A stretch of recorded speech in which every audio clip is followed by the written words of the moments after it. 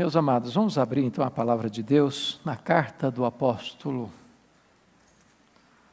que eu não sei o nome dele, provavelmente é um apóstolo, mas Hebreus. Vocês pensavam que eu ia falar apóstolo Paulo, né? Carta aos Hebreus. Até hoje é uma incógnita, não se pode afirmar com segurança quem é o autor. Capítulo 6, versos 4 a 8. Hebreus, capítulo 6, 4 a 8.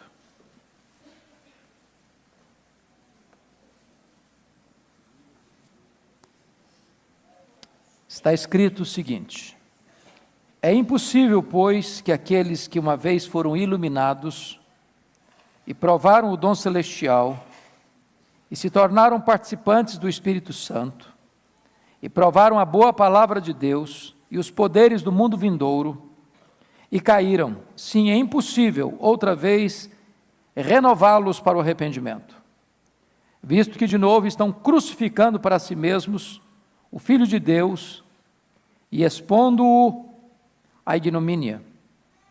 Porque a terra que absorve a chuva que frequentemente cai sobre ela e produz erva útil para aqueles por quem é também cultivada, recebe bênção da parte de Deus. Mas se produz espinhos e abrolhos, é rejeitada e perto está da maldição, e o seu fim é ser queimada.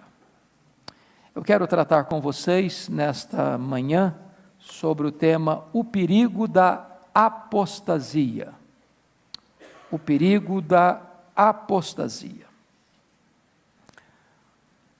Eu preciso reconhecer, irmãos, que este texto é o texto mais difícil de interpretar da carta aos Hebreus. Eu preciso reconhecer que este texto talvez seja o texto mais difícil do Novo Testamento. Eu preciso ainda reconhecer que ao longo da história da igreja, houve muitos debates sobre o verdadeiro significado desta passagem. E eu preciso ainda dizer que não há um consenso entre os crentes, os evangélicos, ao longo da história da igreja, sobre o verdadeiro sentido e significado desta passagem. O autor aos Hebreus, depois de exortar a igreja sobre o perigo da negligência espiritual, e ele faz isso no capítulo 5, verso 12, dizendo que aqueles irmãos deviam ser mestres e ainda estavam bebendo leite, deviam ensinar aos outros quando estavam aprendendo. Agora passa a tratar de um assunto mais grave, mais solene, que é o problema e o perigo da apostasia. O contexto aqui é que esta carta está sendo escrita para a igreja cristã, composta de judeus, que, convertidos a Cristo, deixaram o judaísmo e fizeram parte da igreja.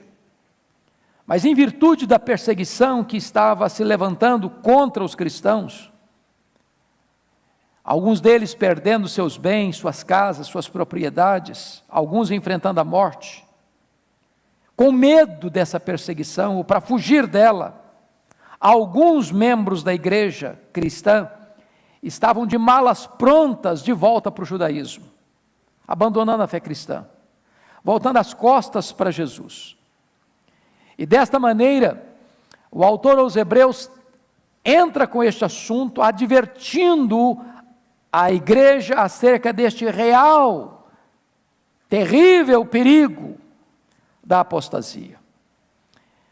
O autor já tratou dessa matéria no capítulo 3, versos 12 a 19, quando ele descreve a questão da apostasia, naquele texto, quando ele diz no verso 12, tende cuidado, irmãos, jamais aconteça haver em qualquer de vós perverso coração de incredulidade que vos afaste do Deus vivo. E ele começa a descrever até o verso 19, a caminhada daquele povo de Israel pelo deserto, a dureza do seu coração, e eles foram desobedientes. No verso 19 ele diz: vemos, pois, que não puderam entrar na terra prometida por causa da incredulidade. Ele volta a tratar deste assunto no capítulo 10, você pode conferir comigo, versos 26 a 31.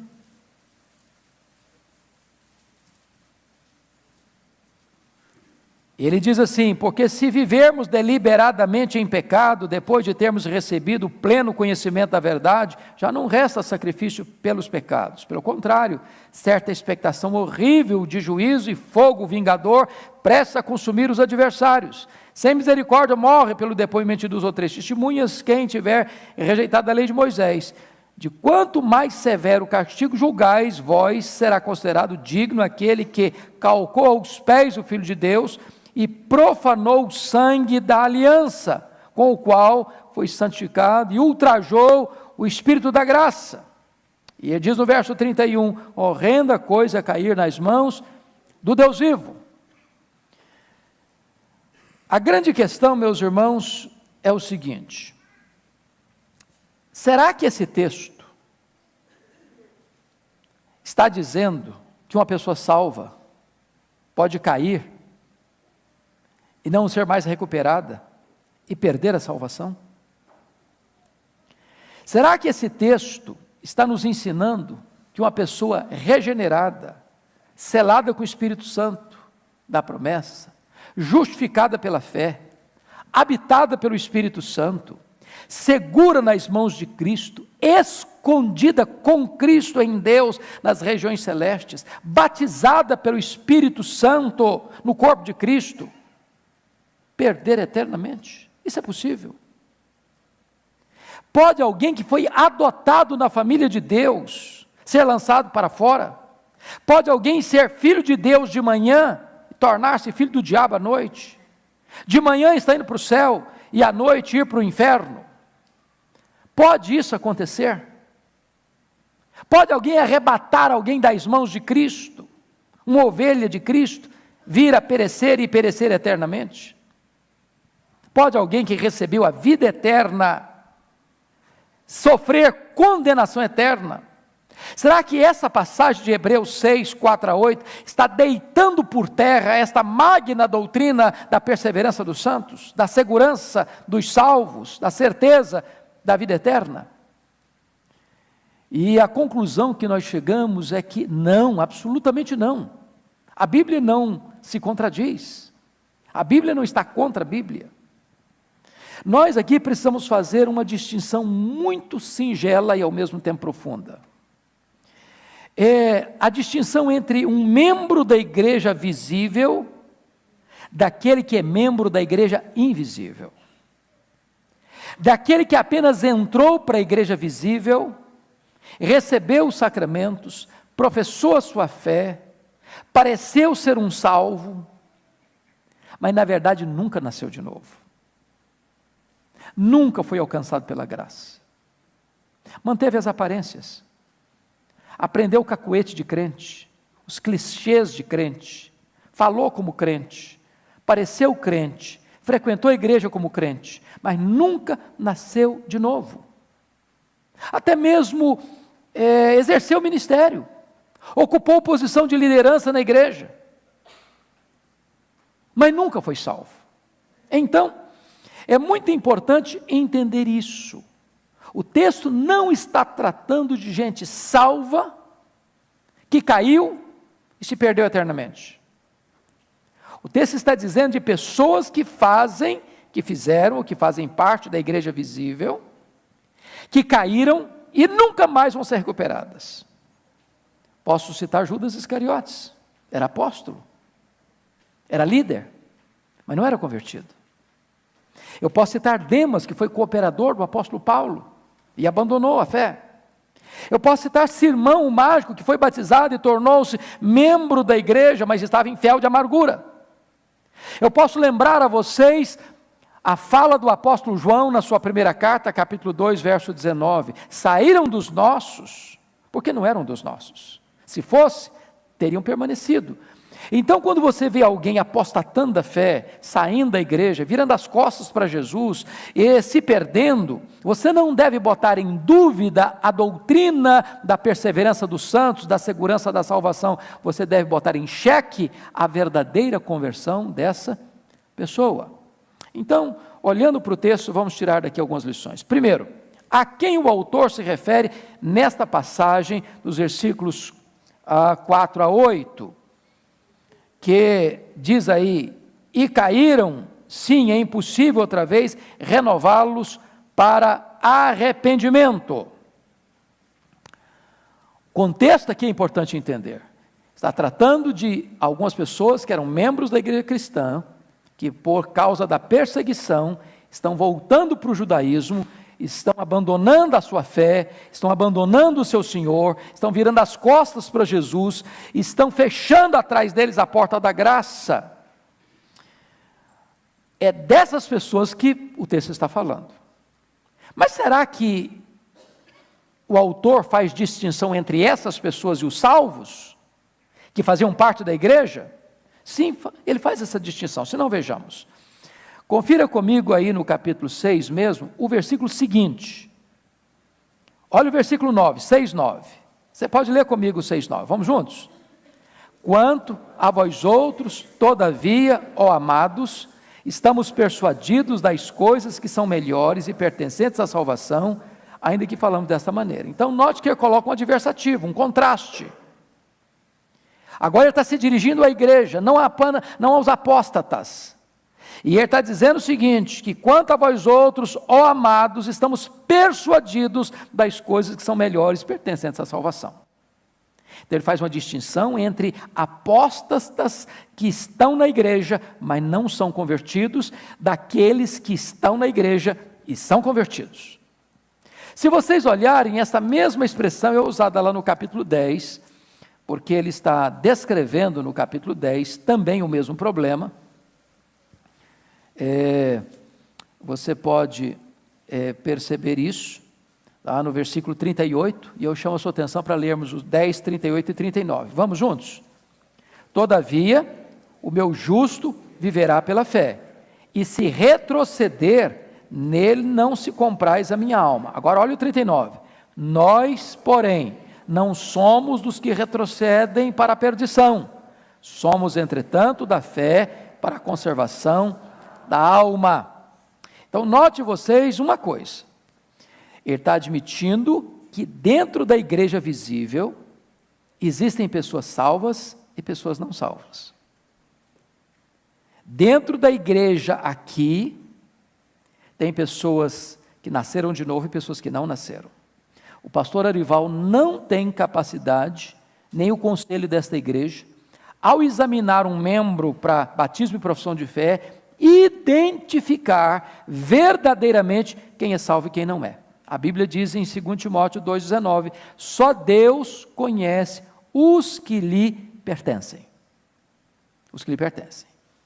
Aqueles que são membros da igreja, mas não nasceram de novo, que receberam o batismo, mas não o batismo do Espírito Santo, que foram colocados no rol de membros da igreja de Pinheiros, mas o nome dela não está no livro da vida. Estas pessoas podem, num dado momento, por circunstâncias, por situações pessoais, virem a virar as costas para Jesus, a abandonar o Evangelho e rejeitar a Cristo e pisar a graça de Deus e zombar do sacrifício de Cristo. Então é sobre esse assunto que o autor aos Hebreus está tratando aqui. Então preste bem atenção. É diferente a queda de um apóstata e a queda de um crente. Quando um crente cai, e um crente pode cair, não deve cair, mas pode cair. Quando um crente cai, ele se levanta. Ele se arrepende. Ele confessa o seu pecado. Ele abandona o seu pecado e ele é restaurado. Quando um crente peca, ele não tem prazer no pecado. Ele fica angustiado, ele fica aflito, ele fica desesperado, até que ele volte à comunhão com Deus, ele não tem paz. Mas quando um apóstata, que parecia ser um crente, que tinha nome de crente, clichê de crente, que tinha cacuete de crente, ele vira as costas, não tem como ser recuperado por uma razão muito simples. Ele nunca vai demonstrar quebrantamento, arrependimento, desejo de voltar-se. Então essa é a grande diferença, por exemplo, entre Judas e Pedro. Um traz Jesus, outro nega Jesus. Um enforca-se e vai para o inferno, outro se arrepende e é restaurado por Jesus Cristo. Portanto, amados irmãos, esse texto de Hebreus 6, 4 a 8, não está falando de gente salva, pois o autor aos Hebreus, quando se refere aos salvos, ele se refere de outra forma, conforme você leu comigo no capítulo 6, versículo 9, e no capítulo 10, verso 39. Mas vamos ao segundo ponto desse texto. Qual o significado dessas experiências descritas nos versos 4 e 5? Foram iluminados, provaram o dom celestial, tornaram-se participantes do Espírito Santo, provaram a boa palavra de Deus, provaram os poderes do mundo vindouro. Se você observar, todas as experiências são descritas no capítulo 3, versículo 12 a 19, e mais detalhadamente eu peço a você, visto que o assunto é um assunto polêmico, eu preciso que você tenha um pouquinho de paciência aí e acompanhe a leitura desse texto. 1 Coríntios capítulo 11, todas essas experiências foram vividas pelo povo lá nesse capítulo 11. Então eu gosto, capítulo 10, melhor dizendo, de 1 Coríntios, versículos de 1 a 11. Então vamos ler com muita atenção esse texto, para você perceber que essas experiências aqui foram vividas por aquele povo lá. Vamos comigo, capítulo 10, versos de 1 a 11, todos juntos. Ora, irmãos, não quero que ignoreis que nossos pais estiveram todos sob a nuvem e todos passaram pelo mar, tendo sido todos batizados, assim na nuvem como no mar, com respeito a Moisés. Todos eles comeram de um só manjar espiritual e beberam da mesma fonte espiritual, porque bebiam de uma pedra espiritual que os seguia, e a pedra era Cristo. Entretanto, Deus não se agradou da maioria deles, razão porque ficaram prostrados no deserto. Ora, estas coisas se tornaram exemplos para nós, a fim de que não cobicemos as coisas más, como eles cobiçaram. Não vos façais, pois, idólatras, como alguns deles, porquanto está escrito, o povo assentou-se para comer e beber, e levantou-se para divertir-se. E não pratiquemos imoralidade, como alguns deles o fizeram, e caíram num só dia, 23.000. Não ponhamos o Senhor à prova, como alguns deles já fizeram, e pereceram pelas mordeduras das serpentes.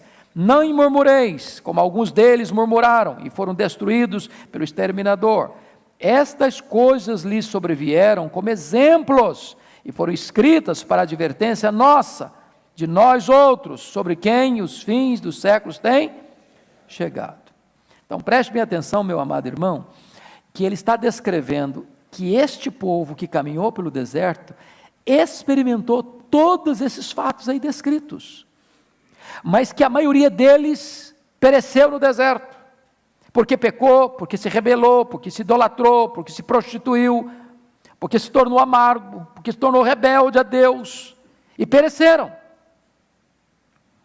O que o texto está mostrando é que quando esses membros da igreja, para quem ele manda essa carta, estão considerando abandonar Cristo, a quem haviam professado um dia, por medo da perseguição, e voltando para o judaísmo, ao voltar para o judaísmo, eles estavam negando a Cristo, a única fonte da vida e da salvação. E você encontra diversas vezes Jesus Cristo tratando disso. Por exemplo, ele diz lá em João capítulo 17, versículo 12, que todos esses foram salvos, exceto o filho da perdição. Então é possível alguém estar na igreja e não ser membro da verdadeira igreja, cujos nomes estão arrolados no céu. Agora, vamos olhar um outro aspecto. Por que é impossível renovar essas pessoas que caíram para arrependimento? Por que é impossível? O texto responde, porque de novo estão crucificando para si mesmos o Filho de Deus. Segundo, porque estão expondo o Filho de Deus à ignomínia. E aqui ele ilustra, no final, com uma figura muito simplória, muito simples, muito singela, muito comum. Você tem duas terras. Você tem a chuva sobre ambas as terras. Uma terra produz semente boa, produtiva, saudável, nutritiva. A outra terra produz ervas, abrolhos, espinhos. A mesma chuva caiu sobre ambas. Numa produziu fruto, noutra produziu espinhos e abrolhos. A mesma pessoa que vem para o culto, que escuta o mesmo sermão, que canta os mesmos hinos, que escuta as mesmas orações, que lê a mesma Bíblia. A mesma pessoa que entrou aqui no mesmo culto, na mesma circunstância. Uma será a terra que vai produzir fruto, a outra vai produzir espinhos e abrolhos. Espinhos e abrolhos. Aí você vai perceber que algumas pessoas tentaram remediar o texto ao longo da história, para tentar dar uma aliviada no texto, porque é muito pesado, está escrito aí, olha comigo por favor, Hebreus capítulo 6, é pesado, o termo lá é pesadíssimo, está escrito assim, versículo de número 6, e caíram, sim, é impossível outra vez renová-los para arrependimento. Como é que aconteceu? Erasmo de Roterdã, olhando esse texto, disse não, nós devíamos traduzir a palavra impossível por difícil. Dá uma maciada. Então é muito difícil renovar aquele que caiu para arrependimento. Ambrósio e Tomás de Aquino olhou, juntamente com Bengel, disse o seguinte, bom, na verdade, nós devíamos pensar o seguinte, é impossível para o homem, mas para Deus não é impossível. Aí, vem West e disse, não, isso é apenas um caso hipotético, isso não é que pode acontecer não, isso é uma hipótese. Isso não vai acontecer, apenas hipotético. Mas F.F. Bruce, um comentarista cristão, diz o seguinte, não, o texto é categórico em dizer que o autor está nessa passagem fazendo uma advertência real contra um perigo real. Perigo real. E o nosso irmão Calvino, olhando esse texto, diz, nós temos que entender uma coisa, que esse pecado aqui não é um pecado comum, o pecado da apostasia. Como o pecado do adultério, do roubo, da maledicência. Porque quando você comete um pecado, por mais grave que seja, é possível que um salvo cometa um pecado desse. Davi era um homem salvo, e adulterou, e mandou matar. Mas se arrependeu, e foi restaurado. Pedro negou Jesus, e foi restaurado. Então, quando um crente cai num pecado, ele pode correr, e esse texto mesmo nos ensina isso, você pode conferir comigo, por favor, capítulo 4, verso 16, olha aí, ele diz assim, acheguemo-nos, portanto, confiadamente junto ao trono da graça, a fim de recebermos misericórdia e acharmos graça para socorro em ocasião oportuna, mesmo que você esteja passando por uma crise, ou teve uma queda moral, ou teve um problema grave, um pecado grave, você pode correr para os braços do sumo sacerdote e encontrar nele perdão, restauração, recuperação da sua vida, mas isso não vai acontecer jamais com o apóstata. Então, uma coisa é um crente cair, outra coisa é apostasia. Então, deixa eu dizer claro, um crente salvo nunca apostata. É impossível um salvo apostatar. A apostasia dá-se quando alguém parece ser salvo, se considera como salvo, se diz membro da igreja, se diz líder da igreja, se diz alguém importante na igreja, e mesmo assim, nunca nasceu de novo. Esse é o apóstata. Esse é o apóstata. Não tem recuperação para ele. Stuart Olyott, que é um comentarista bíblico, aplicando essa passagem, ele diz o seguinte, é fácil você entender isso olhando para a parábola do semeador. Diz a Bíblia que parte da semente caiu no meio do espinheiro, outra parte caiu no meio da terra pedregosa. As sementes brotaram, as sementes floresceram, ficaram bonitas, viçosas. Para um espectador comum, olhava e jamais podia dizer que aquela semente, tão viçosa, tão bela, tão luxuriante, não iria produzir fruto. Você olha para pessoas que vêm para a igreja e são pessoas maravilhosas, são pessoas encantadoras, são pessoas que cantam bonito, que oram bonito, que pregam bonito, que fazem o trabalho até de uma maneira tão linda, que ajudam as pessoas, e você não pode identificar, eu, não podemos identificar quem é um apóstolo e quem é um salvo. Somente o Senhor conhece os que são seus. Agora, preste bem atenção nisso. Qual é a evidência de que uma pessoa verdadeiramente é salva? Não é apenas uma profissão de fé ortodoxa. Não é. Porque eu posso lhes garantir que o diabo poderia subscrever as grandes confissões de fé e catecismos ortodoxos. Sabes tu que Deus é um só? Fazes bem, até os demônios creem e tremem. Então o diabo é muito mais ortodoxo do que os teólogos liberais. Ele não está salvo. A prova de que você é um salvo é se você persevera na fé. Persevera na fé. É perseverança. Então, a passagem que nós estamos lendo não está negando a doutrina da segurança da salvação. Nós não cremos em que uma pessoa salva perca a salvação. A Bíblia não ensina isso. Esse texto não ensina isso. Esse texto não está negando a gloriosa doutrina chamada perseverança dos santos. Não está, absolutamente não está. Mas por que essas pessoas não podem ser recuperadas então? Por uma razão muito simples. Nunca haverá no coração delas arrependimento para a vida. Elas caem, e elas continuam caídas, e elas não querem se levantar, e elas não demonstram nenhum sinal de arrependimento, e elas não demonstram nenhuma vontade de se voltar para Deus. O coração dela está endurecido. Ela não volta por isso, não tem sinal de arrependimento.